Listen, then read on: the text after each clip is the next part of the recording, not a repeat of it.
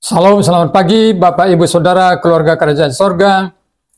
Kebaikan Tuhan kembali mempertemukan kita pagi hari ini. Bapak Ibu Saudara yang dikasihi Tuhan, pagi ini perenungan kita adalah merupakan semacam penutup dari kitab Imamat, karena selanjutnya kita akan mendapatkan pengajaran renungan pagi dari kitab Bilangan. Dalam kitab Kejadian, kita telah diajar mengenai manusia jatuh ke dalam dosa. Lalu di dalam kitab Keluaran, Tuhan mengajar kita bagaimana Dia mengingat umatnya yang tertindas oleh perbudakan Mesir, yang merupakan lambang daripada perbudakan manusia dari dosa. Dia telah menebus mereka dengan caranya dan kuasanya yang dahsyat. Tuhan menebus umat Israel, yang merupakan tipologi daripada penebusan Tuhan kepada umat manusia yang diperbudak dosa melalui kebangkitan Kristus, kematian dan kebangkitan Kristus. Nah, maka dalam kitab Imamat, umat yang telah ditebus itu dipanggil untuk beribadah kepada Tuhan, dan di dalam mereka beribadah kepada Tuhan, mereka diwajibkan membawa korban-korban dan diberikan seorang mediator, yaitu imam besar, dan juga hari-hari perayaan.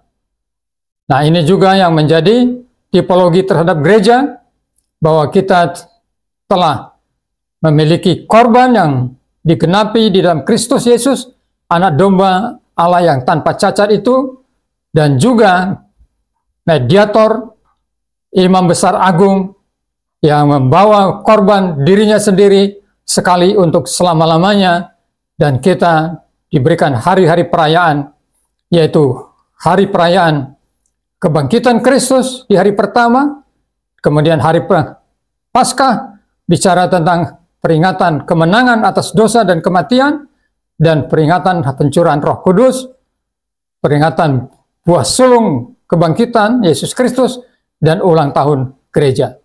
Itulah inti daripada pengajaran kitab Imamat. Nah, tetapi saya mau simpulkan, ada 5 kesimpulan penting. Yang pertama, hanya melalui darah Yesus Kristus seseorang memiliki akses kepada Tuhan. Kitab Imamat mau mengatakan, tanpa darah Yesus Kristus, tidak seorang pun punya akses untuk berhubungan dengan Tuhan. Yang kedua, Tuhan memberikan kekudusan hanya melalui Yesus Kristus. Karena itu kuduslah kamu, sebab Tuhan itu kudus. Sebesar apapun korban yang kita bawa, kalau korban itu masih dari dunia ini, tidak cukup untuk menguduskan diri seorang manusia berdosa. Seindah apapun korban yang kita bawa, kalau masih terbuat dari bahan dari dunia ini, tidak sanggup menguduskan manusia berdosa. Hanya oleh darah Yesus seseorang dapat dikuduskan. Itulah sebabnya mengapa dalam Roma 12 ayat 2 dikatakan, aku menasihatkan kamu demi kemurahan Tuhan, persembahkanlah tubuh sebagai persembahan yang hidup dan kudus, yang berkenan kepada Tuhan.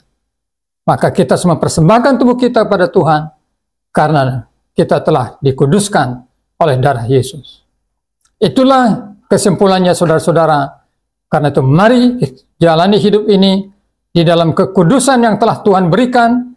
Kita pelihara kekudusan itu, kita jaga kekudusan itu, karena itulah yang berkenan di hadapan Tuhan.